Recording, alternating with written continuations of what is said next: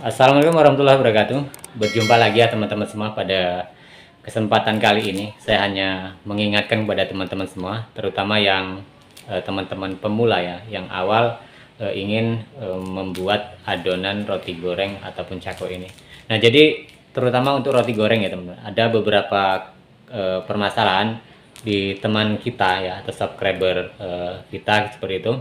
Jadi menanyakan ataupun dia bercerita tentang kegagalan saat membuat adonan itu, dan ketika digoreng pun itu hasilnya yang pertama tidak pisah ya, artinya ketika dipotong-potong itu tidak pisah atau tidak belah menjadi dua. Yang kedua, kemudian saat digoreng itu gorengan itu menjadi agak lebih cepat gosong ya, artinya seperti itu, cepat hitam, dan dia posisinya seperti tenggelam itu ya, seperti menyelam ya adonan itu ketika digoreng.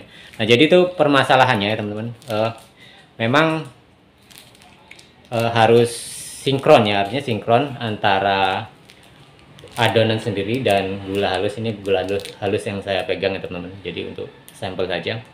Nah, jadi begini ya teman-teman, ketika teman-teman membuat adonan itu upayakan ya, terutama buat teman-teman yang masih pemula, upayakan cara membuat adonan itu sendiri diperbaiki, karena memang kendala itu sebenarnya letaknya itu bukan masalah takaran ataupun resep siapapun yang memberikan, bahkan di Google, di YouTube, di konten kreator manapun banyak sekali yang memberikan tutorial tentang resep, kemudian tentang cara membuat adonannya, tetapi teman-teman bisa membandingkan mana yang lebih real kan, seperti itu. Kemudian cara simpelnya seperti apa dan cara mudahnya seperti apa, karena membuat adonan itu sendiri ya teman-teman itu tidak dikatakan sulit ya, bagi kita yang sudah biasa itu tidak begitu sulit, tapi bagi teman-teman yang memang awal mula, apalagi yang memang itu dari nol ya teman, itu harus lebih jeli lagi dan super ekstra, karena di situ bukan hanya kita mengeluarkan tenaga untuk membuat adonan, tetapi bagaimana caranya,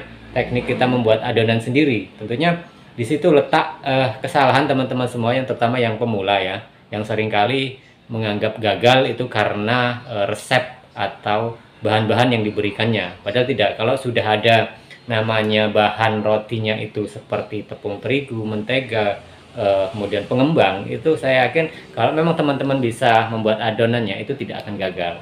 Tinggal bagaimana teknik teman-teman sendiri membuat adonannya sendiri. Makanya dari itu saya hanya mengingatkan, yang pertama tadi adalah cara teman-teman sendiri membuat adonan itu. Jadi jangan menyalahkan, artinya kita berpolemik dari resep itu sendiri karena kurang ini kurang ini, tidak. Resep itu hanya bahan, jadi kita sendiri yang kontrol. Kalau kita sudah bisa, pasti itu akan mudah kita lakukan. Nah, yang kedua teman-teman ya, setelah teman-teman ini bisa melakukan atau membuat dengan teknik mengadon yang sudah baik, artinya sudah biasa ya. Jadi kalau suatu saat gagal, tidak kelewatan gagalnya, artinya mungkin hanya penyusutan seperti itu. Nah, yang kedua itu adalah teman-teman ketika membuat gula tengah.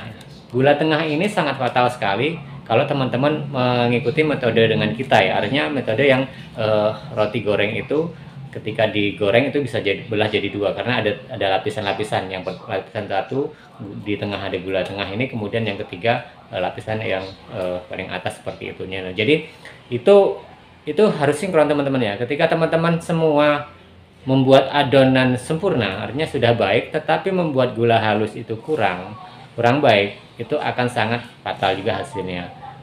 Yang pertama, hasilnya itu pasti akan lebih susut ya, artinya tidak sesuai keinginan kita, sesuai kuantitasnya itu sangat berkurang lebih. Apalagi kalau untuk usaha, otomatis itu akan sangat mengurangi suatu keuntungan kita kan, seperti itu. Kedua, karena kalau tidak kalau tidak berhasil gula halusnya, otomatis kan lengket ya. Nah, itu akan membuat bentuk dari roti goreng itu sendiri otomatis tidak baik ya teman-teman, otomatis acak-acakan seperti itu. Jadi yang kedua tadi saya ingatkan pada teman-teman semua, kalau membuat gula tengah ini harus teliti. Jadi ukurannya ya teman, jangan kan saya sudah beberapa kali mengatakan ya teman, bahwa kalau membuat gula halus itu di setiap daerah kualitas gula halus itu pasti akan berbeda-beda. Jadi kita harus menemukan informasi ya yang pas untuk bagaimana caranya menemukan gula halus ini yang pas, karena setiap merek yang kita gunakan gula halus ini ya teman-teman, ingat, setiap merek yang kita gunakan itu akan sangat berbeda sekali kualitasnya. Seperti itu kami pun di sini saya bisa memberikan sedikit gambaran untuk mengantisipasi ya teman-teman agar tidak gagal, yaitu kita bisa membuat gula halus sendiri atau dengan cara memblender ataupun kita giling di toko tepung seperti itu bisa, dan itu lebih terjamin ya teman-teman, dan secara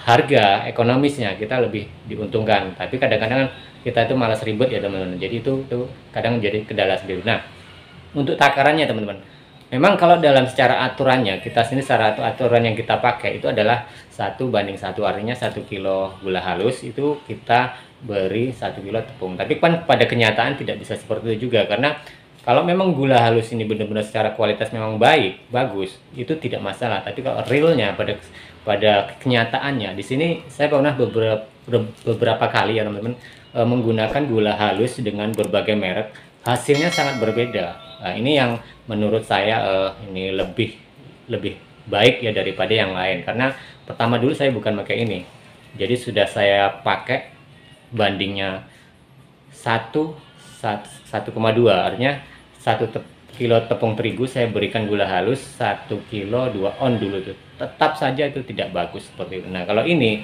kita memberikannya 1 kilo tepung terigu dibanding gula halusnya 1,2 atau 1200 gram, itu sudah bisa artinya sudah lebih baik daripada yang pernah saya gunakan. Kedua, berikutnya, kadang itu gula halus berbeda ya teman. Berbedanya gini, ketika kita memberikan air,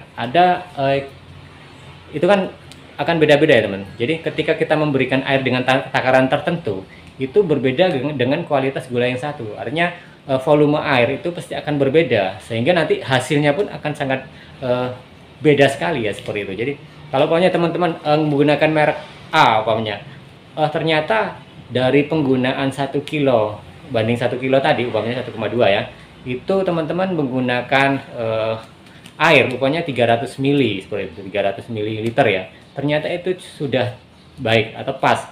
Nah, ternyata di merek lain, merek B umpamanya seperti itu, kita berikan air dengan ukuran tertentu, itu malah semakin cair, malah terjadinya lembek dan hasilnya tidak baik seperti itu. Jadi itu pun akan serapan air pun akan sangat membedakan. Jadi teman-teman sebelum membuka usaha ataupun membuat gula halus ini, diusahakan mengenali dulu gula halus yang akan kita pakai, karena ini adalah hal yang sangat fatal sekali di adonan kita nanti ataupun roti goreng yang kita buat, sehingga nanti hasilnya tidak maksimal kan seperti itu. Jadi dua hal itu ya teman-teman harus sinkron. Adonan baik dan gula halus pun akan baik. Begitu juga kalau salah satu dari antara dua itu tidak baik, hasilnya pun akan sangat fatal sekali. Dan kalau buat kita usaha tentunya itu sangat merugi banyak sekali ya teman-teman. Nah, itu jadi sekedar mengingat kepada teman-teman semua, ketika akan membuat adonan usahakan. Dan satu lagi tambahan teman-teman ya, ketika teman-teman menggunakan tepung terigu, ingat tepung terigu itu ada beberapa klasifikasinya ya teman-teman. Ada tepung terigu berprotein tinggi, sedang, dan rendah. Nah, ini pun untuk pemberian airnya itu teman-teman lihat, serapan airnya itu akan sangat berbeda ya teman-teman. Saya hanya memberitahu saja kalau tepung terigu yang berprotein tinggi itu serapan airnya akan lebih banyak, dan secara logikanya volume juga akan lebih banyak. Jadi itu saja teman-teman, sedikit mengingat kepada teman-teman semua, terutama yang teman-teman belajar ya, untuk memahami dulu bagaimana caranya membuat adonan itu dulu, baru melangkah ke berikutnya seperti membuat gula halus gula tengah. Karena membuat gula tengah ini sepertinya sangat gampang sekali teman-teman. Bahan tidak ada tambah-tambahan, hanya gula halus, tepung terigu, dan wijen, itu saja. Tetapi dari hasilnya itu akan sangat rumit sekali ya. Secara hasil akhirnya itu rumit sekali kalau kita tidak pas-pas untuk bisa membuat itu. Oke teman-teman, itu saja. Kita berjumpa lagi di video dan tayangan-tayangan berikutnya.